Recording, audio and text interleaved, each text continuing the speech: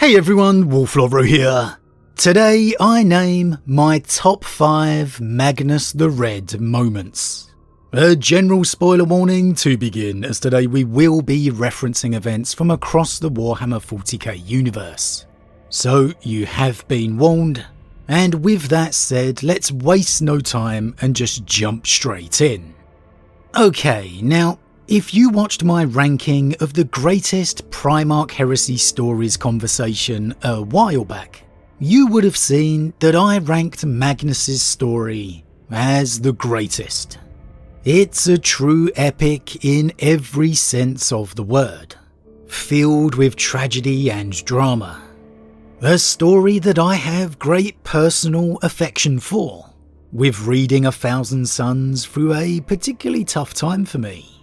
And today I wanted to pick out my 5 top moments of Magnus the Red. And this isn't 5 of the best action sequences, or 5 of the best moments for him personally. That's a different conversation to have. Today I'm deciding on 5 of the standout moments of his story. Moments that take your breath away, or give you goosebumps. Be it for good or for bad for Magnus. So, beginning with my number 1, I have Magnus entering the Fang, the home of Leman Russ. Now, this takes place long after the Heresy, in fact 1,000 years later, within the novel Battle of the Fang, when Russ was long departed on his mysterious quest. Here the 1,000 Suns and Magnus would come to enact their revenge for the destruction of Prospero, and they would do this by luring away the Great Wolf and most of the chapter on a fool's errand, believing it was actually Magnus that they were going to hunt down. This left only a token force at best to defend Fenris itself when the full attack came.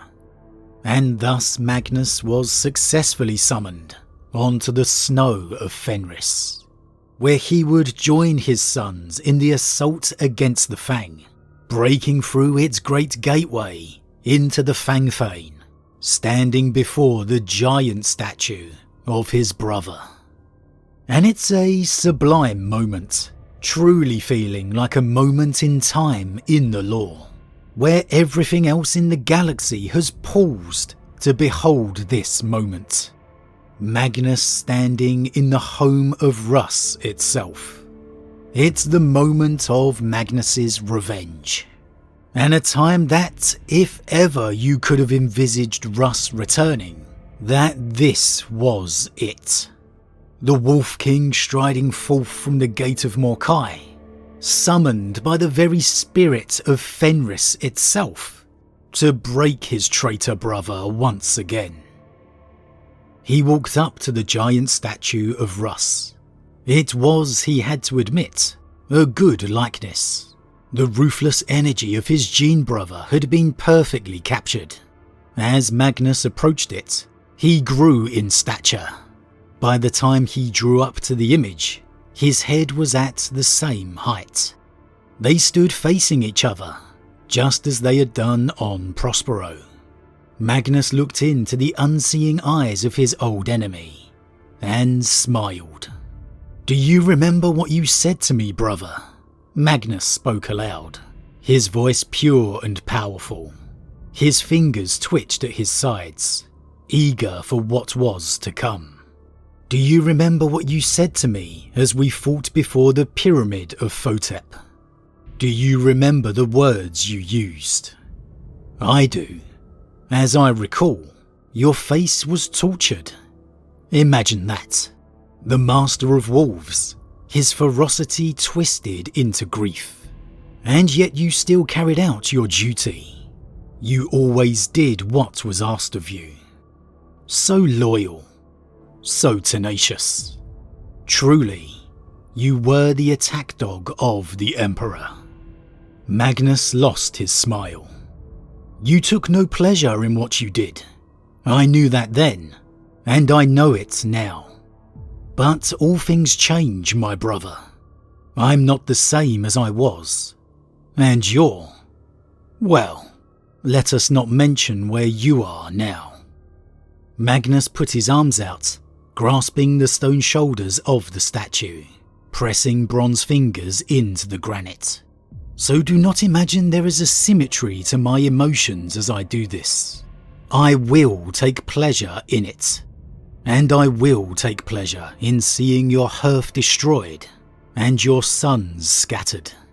In the centuries to come, this small act will make me smile. A minor consolation for the hurt you inflicted on my innocent people. And with that, Magnus shatters the statue over his knee. It's a moment of revenge, of sorrow, but more importantly, of a story not done, unended, and a promise of a true reunion to one day transpire. It's a real goosebump moment to me, and a real reminder that their story is not over, that Magnus and the Wolf King are truly destined to one day meet again. Moving on, next, it has to be the duel against the Leman Russ, the climax of the novel A Thousand Suns, and the burning of Prospero. When Magnus can no longer idly sit by hearing his world torn asunder, his sons slaughtered, and so he finally joins the battle and faces his brother. It is without a shadow of a doubt one of the most brutal Primarch duels in the Heresy, with the two of them just absolutely unleashing on each other. And a moment that would forever define the two Primarchs. The epicenter of this destruction was Magnus and Russ, and Ahriman watched the two titans wrestle with the bitter enmity reserved for only those who had once called each other friend. Such a contest of arms was the most desperate thing Ahriman had ever seen. He wanted to rush forward and remind them of their former kinship, but to intervene in such a planet-shaking conflict would be suicide.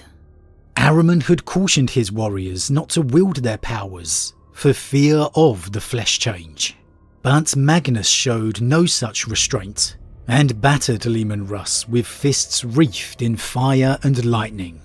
Russ was a Primarch, and such powers as could shatter armies had little effect on him, save to drive him to higher fits of rage. Magnus drove his fist into Russ's chest, the icy breastplate cracking open with a sound like planets colliding, and shards of ceramite stabbed the Wolf King's heart.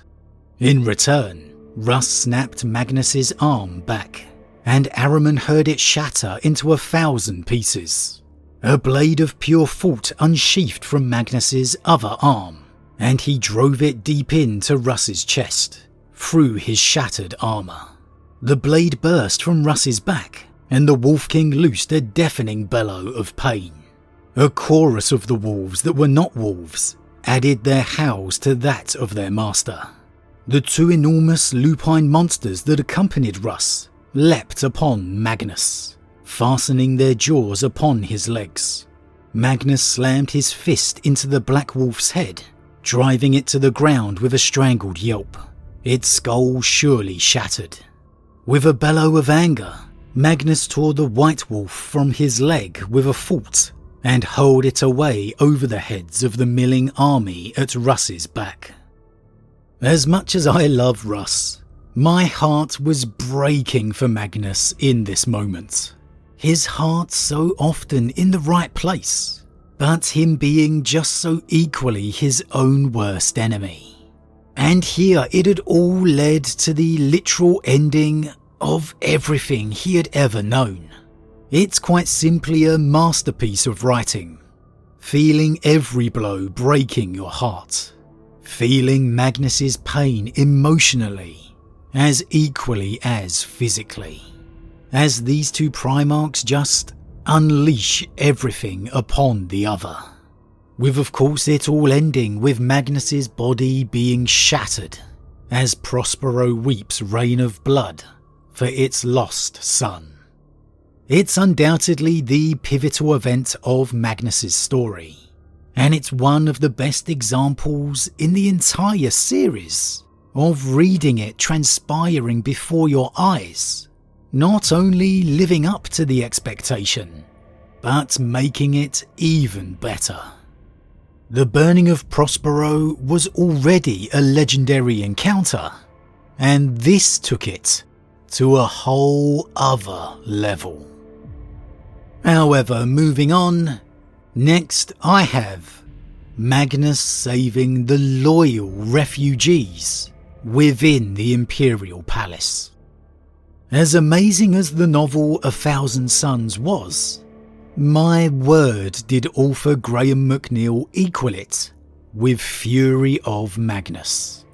There, with the siege in full force, we would see Magnus sneak himself into the Imperial Palace, along with his chosen sons, to find and acquire the final shard of himself, the shard he believed to contain the best of his virtue. And he would use his power to disguise himself and his sons as loyal blood angels, making their way through the Imperial Palace, reaching the Great Observatory, where Magnus can see in the faces of the refugees a fear of the Astartes that was never there previously. And you can sense the regret deep within him that mortals will never trust their like again. And in the very next moment, traitor missiles would plummet to the observatory's vast ceiling, the War Master's bombs certain to slaughter all the thousands of innocents crammed in within. And yet, rather than leave them to their fate, Magnus, despite being their enemy now, a traitor, instinctively uses his great power to save them. 100 meters above the floor, the bomblets explode in a rippling spiral of light, and the observatory was filled with falling clouds of killing fire.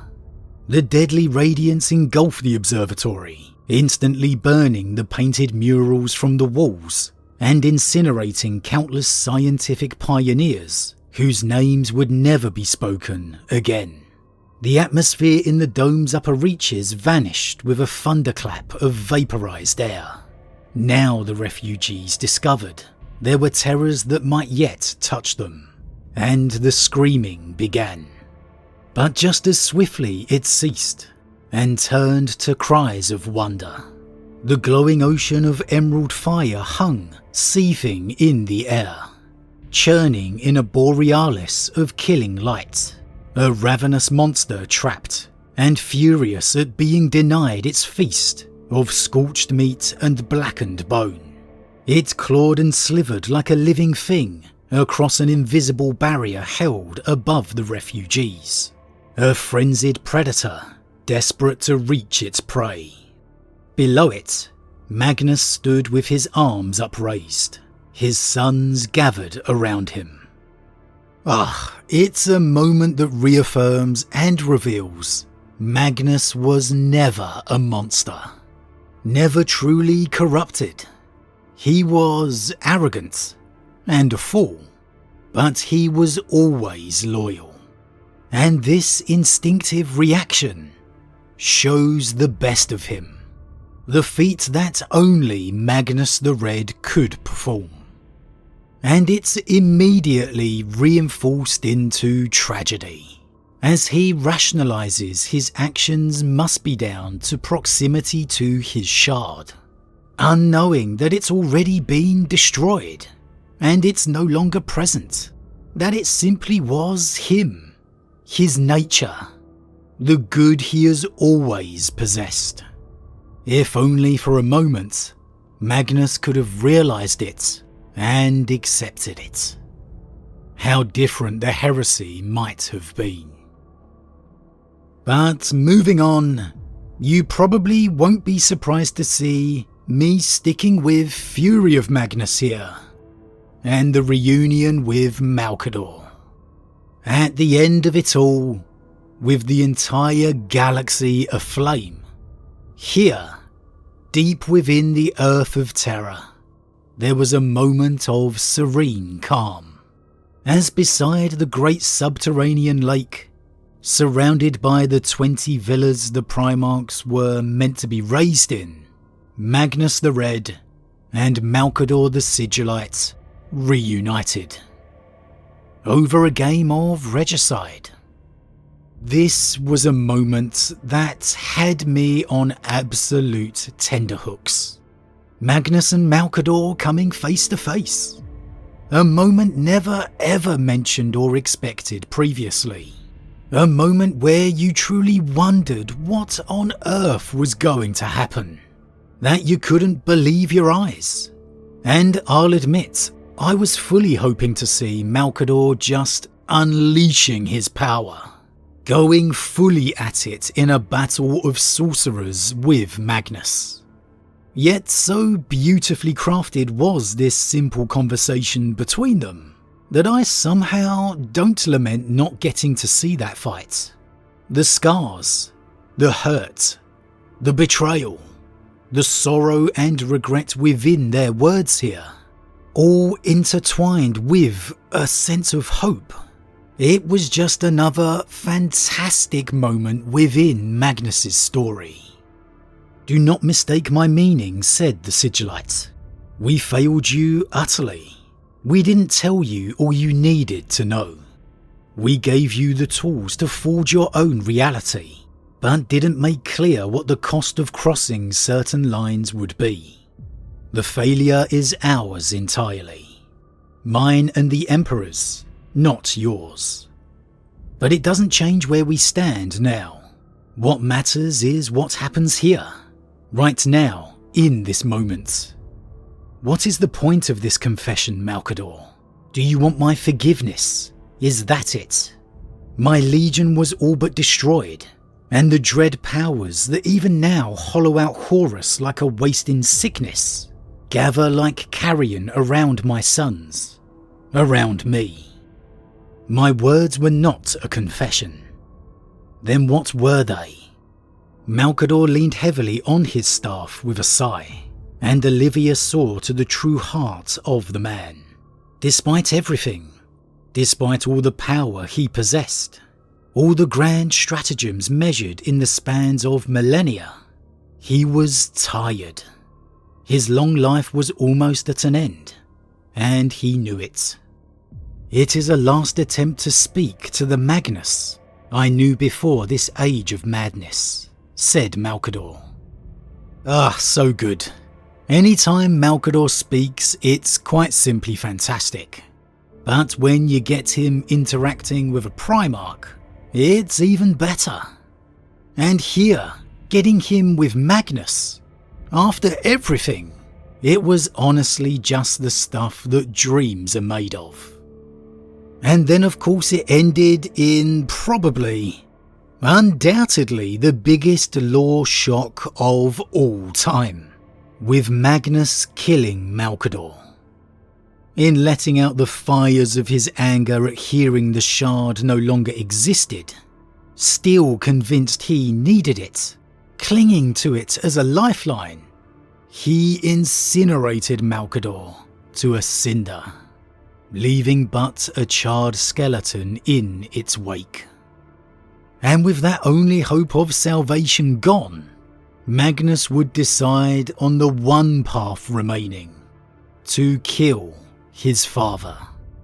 Which of course leads us to moment number 1, with Magnus and the Emperor's confrontation within the throne room itself. Here all the feelings Magnus would have would come pouring out, as he would be faced by a father he only ever loved. He thought back to Prospero, to the irreplaceable knowledge that had been lost and his many sons who had died there, to the lies and betrayal at Nicaea, He thought of the falsehoods he had been assured were truths, the broken promises, and the lost hope of a shared future of exploration within the great ocean. He looked into the face of his father, drawing his arm back to hurl his staff like a native harpooner, with the perfect cast into the eye of a whale. The spear trembled in his grip, forming the perfect blade. His knuckles pressed white on its smoking haft, its bladed tip burned orange, brightening to molten radiance, infused with all the anguish of Magnus's fractured soul. It would be a killing strike, powerful enough to end a god's reign. He lowered the spear, his head sinking to his chest as regret threatened to choke him. The rage and power suffusing its god-slaying blade was snuffed out like a candle at dawn. "I loved you like no other," wept Magnus. Did anyone ever truly expect to see Magnus the Red standing atop the Golden Throne, let alone with his spear aimed at his father? It was insanity to think about. And yet here we were. And seeing him break down, unable to do it, revealing that inner Magnus who has been there all along, it was just heartbreaking. And we'd get the reunion with Vulcan, the stunning offer of redemption from the Emperor, a new legion for Magnus to command, the hope of Magnus reunited with the Emperor. And it was so amazingly crafted by Graham McNeil here, that he had me daring to believe they might just retcon things here. That somehow Magnus would accept, and he somehow had me hoping for it too. That despite everything I knew, the impossibility, there was a part of me yearning for Magnus to rejoin his father's side.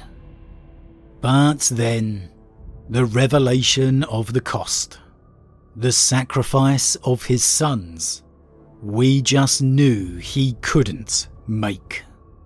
And so we, the reader, had been with Magnus on this roller coaster ride of emotion, from the folly of his initial mistakes, to the manipulation of losing his home, his legion, to the hope of reunion, only to have it all ripped away once again.